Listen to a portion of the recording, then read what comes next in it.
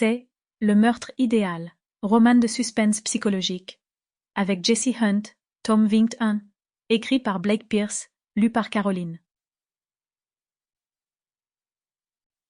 Prologue. Phoebe marchait dans le long hall en écoutant le son de Essayer chaussures résonner sur le linoléum. C'était un peu déconcertant. Elle n'avait pas l'habitude d'être dans Haynes Hall à cette heure-là.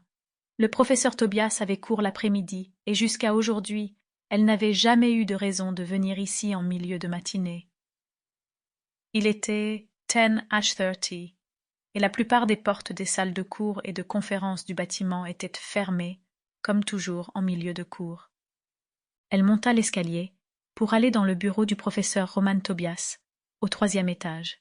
Elle avait du mal à lutter contre son inquiétude. Elle n'avait jamais parlé en face à face avec l'homme que USA Today avait récemment surnommé l'universitaire le plus célèbre des USA, titre que des gens normaux pourraient trouver stupide.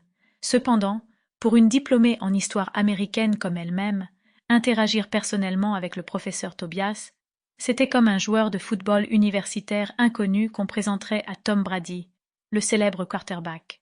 Les murs du 1er et du 2e étage étaient couverts d'affiches et de prospectus qui annonçaient les événements prochains prévus à l'Université de Californie à Los Angeles, mais le 3e étage, où l'on trouvait les bureaux de plusieurs professeurs, était beaucoup plus silencieux.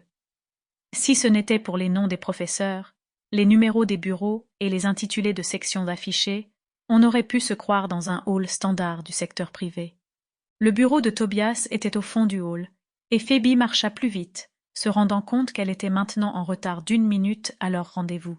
Phoebe n'avait vu personne depuis qu'elle était entrée dans Haynes Hall, et elle se retourna dans le long hall pour vérifier si elle était encore toute seule. Sur le sol lisse et poussiéreux, les chaussures ne crissaient pas beaucoup. Si quelqu'un avait marché juste derrière elle, elle aurait pu ne rien entendre. Cependant, elle ne vit personne. Quand elle atteignit la porte du bureau du professeur Tobias, dans le coin, elle s'autorisa à reprendre son souffle. Alors, quand elle se sentit prête, elle frappa. La porte n'avait pas été entièrement fermée, et quand elle la poussa de la main, elle s'ouvrit légèrement. « Professeur Tobias !» appela-t-elle avec hésitation. « C'est Phoebe Lewis. Je viens à notre rendez-vous de 10h30. Je suis désolée d'être un peu en retard. » Il n'y eut aucune réponse. Elle se demanda quoi faire. Fallait-il qu'elle entre? Et s'il avait des écouteurs dans les oreilles et ne l'avait pas entendu? Et s'il était aux toilettes?